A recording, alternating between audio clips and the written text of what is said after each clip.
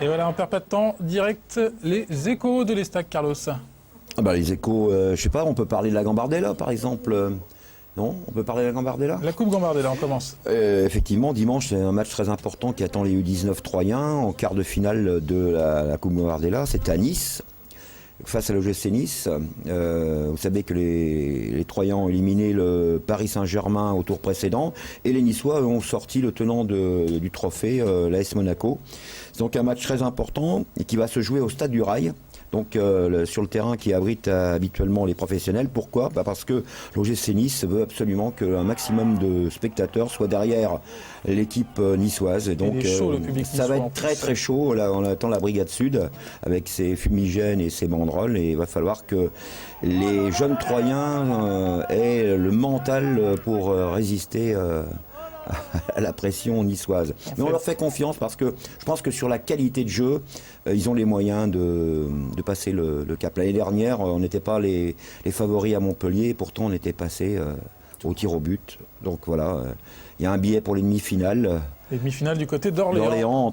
Contre le vainqueur de Bordeaux-Nantes. Stade de la Source. Au Stade de la Source. Voilà. De la Source. Allez, on passe aux féminines également. Très loin d'une belle Les performance. féminines connaissent désormais leurs adversaires. Donc pour les interrégionaux qui vont débuter le 8 avril, elles sont tombées dans une poule difficile avec les Parisiennes du CAP, le CA Paris, avec les Lorraines de Voipy et les Vosgiennes d'Épinal.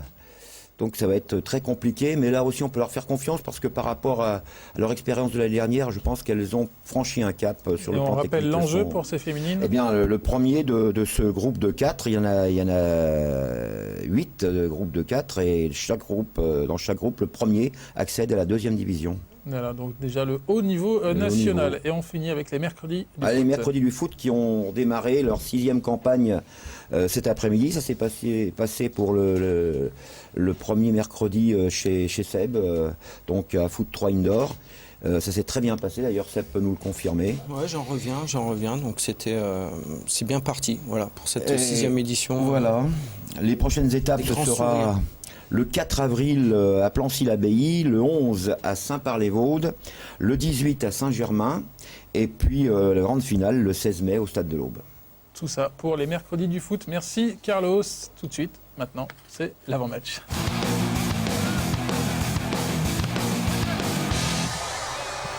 L'Estac se déplace à Nantes lundi pour le compte de la 30e journée de Ligue 2. Comment vous voyez cette rencontre, Mickaël ? Intense, physique et je pense que c'est tout. Après du beau jeu parce que Nantes c'est quand même un club connu, très très connu pour sa formation et l'Estac je pense qu'on peut aller rivaliser là-bas chez eux. En plus ils viennent de perdre. Donc c'est peut-être leur dernière chance pour eux. Non, on peut dire ça comme ça, mais je pense pas. Après, on va aller là-bas avec la confiance, les têtes libérées, parce que nous, notre objectif, c'était le maintien. On y est. Maintenant, on va aller chercher la petite étoile pour la fin de saison, en espérant qu'on gagne. Qui s'était imposé du côté de la Beaujoire la saison passée avec un penalty de Marcos. Bien sûr, Seb Dallet sera au commentaire de cette rencontre, comme l'année dernière avec David Mutel. Ça passera mardi sur Canal 32, les meilleurs moments de ce match face à Nantes. Autre retour, peut-être celui de Julien Outrebon à propos de cette rencontre. Il s'était blessé, Carlos, lors du match aller. Oui, c'était le 5 novembre, on s'en souvient. Ngoyi l'avait méchamment taclé et pour Julien, il s'en était suivi une fracture du péroné, un arrachement des ligaments de la cheville et surtout près de 5 mois d'absence. On a eu beaucoup de plaisir à le revoir reprendre la compétition avec la réserve. C'était dimanche dernier contre Roanne-Noyon à Henri Terré. Julien Outrebon que David Mutel a rencontré la semaine dernière. Regardez tout de suite ce reportage consacré donc au retour de Julien Outrebon, peut-être face à Nantes.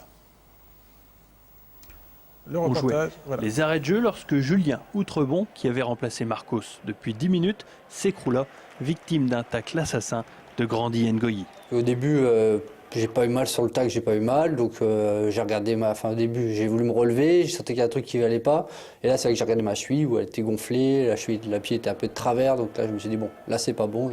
Le chirurgien m'a dit 6 mois que je rejouerais plus jusqu'à avant la fin de saison, donc oui, je me doutais que ça allait être long. Julien Outrebon a ensuite suivi le protocole de rééducation fixé par l'ESTAC, notamment le passage habituel au centre de soins de Cap-Breton dans les Landes. Sur de longues périodes de rééducation comme il a eu, le départ pendant 3 semaines à Cap-Breton permet déjà de faire ce qu'on appelle ici une fenêtre thérapeutique. Il quitte un petit peu l'environnement et puis il va dans un centre de rééducation où il a une réathlétisation. Le défenseur au bois est ensuite revenu motivé après 4 mois de frustration en ayant dans la tête un seul objectif, rejouer contre Nantes le 2 avril prochain. Dès que je me suis blessé, c'est rejouer pour Nantes, c'était ça. Et si tu croises Ngoyi sur le terrain? Il n'y aura pas de souci, on se dira bonjour sans problème. Pourquoi pas un petit échange de maillots, histoire d'enterrer l'âge de guerre, entre guillemets.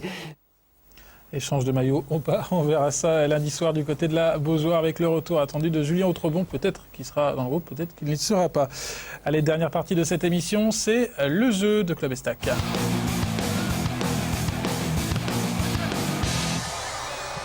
Julien Outrebon, justement, et Wilfried Rother sont toujours en tête de ce classement. Michael, c'est 13 points, le score à battre. On est reparti pour un tour dans l'alphabet. Ce soir, la lettre C, le R, la lettre R. Seb et Carlos ont déjà joué avec le R, du coup, en début de saison. Comme René, voilà. Allez, on commence. Vous allez avoir 2 minutes pour trouver un maximum de bonnes réponses autour du football, commençant par la lettre R. Top chrono, un club de Ligue 2 pour commencer. Un club de Ligue 2. Un club de Ligue 2, très bien classé. Classé devant nous. Il n'y en a pas beaucoup. À Reims. Reims, voilà. Un membre du staff de l'Estac, à la formation aussi. À la formation. Ah, le directeur du centre. Ah oui, Claude Robin. Claude Robin, c'est bon. Un international français actuellement. Rémi. Rémi, Loïc Rémi, c'est bon. Un joueur actuel de l'Estac. Un défenseur. Wilfried Rother. Wilfried Rother, un ex-joueur troyen. Qui joue à Bastia. Il joue à Bastia. Roten. Roten. Oh, et c'est cadeau pour l'instant. C'est cadeau, hein. Un club de national. Dans le Morbihan. Dans le Morbihan, un club de national dans le Morbihan. Rouen. Dans le Morbihan. Non, pas dans je le sais pas. Rouen, il y a Rouen, mais c'est pas dans le Morbihan. Non, Enfin, et Rouen, c'est dans quoi? Rouen, c'est près de Lyon. Un ballon d'or commençant par la lettre R. Ronaldo. Morbihan. Ronaldo. Un club espagnol. Je crois que c'est Rayo Vallecano. Rayo Vallecano. Il y avait le Real Madrid, Rayo sinon, mais c'est Vallecano. pas grave. Ouais, Une ouais. équipe nationale qualifiée pour l'Euro 2012. La Russie, non? Oui, tout à fait. La Tout à Russie. fait. Tout La à fait. Russie. Allez, Tout à fait. la Russie, on reviendra si on a le temps. Un club de Ligue 1, parce que là, c'est vraiment soufflé. Un club de Ligue 1. Un club de Ligue 1. Oh bah oui, en Bretagne, dans le Morbihan. Rennes. Dans le Morbihan, pas très loin. Rennes, c'est bon. Un stade dans le Morbihan. Ah, les stades, c'est Route dur. de- À Guingamp. Le roux. Ah, je oui. connais pas les La stades. route 2, le route 2, stade de Rennes. Stade de Rennes, Je sais pas, je connais stade pas. de Vannes. Roudorou. Le Roudourou, Guingamp, voilà, il y avait la Route de Ravine, Lorient. la Ravine dans le Morbihan. Vite, vite, Un vite. surnom Morbihan. d'équipe. Les Ranari. Non, les... Un surnom d'équipe à l'étranger. Les Rémois. À l'étranger. À l'étranger ou en France. Les Rémois, c'est pas vraiment un surnom d'équipe. Hein. L'équipe du Milan AC, on les appelle les Manchester Red Devils. Ah ouais, les Red Devils. Voilà, dans le Rossoneri. Morbihan. Manchester dans le Morbihan, ça, juste à côté Rossoneri. de Rennes et Vannes. Voilà. Bon, ça fera 12 points. 12 points pour Michael Barreto, c'est pas mal. Seb et Carlos sont bien soufflés quand même ce soir. Soufflé, Merci n'est pas joué. en tout cas à Seb Dallet, à Carlos Cassis et à Michael Barreto Merci pour son beaucoup. premier Club Estac.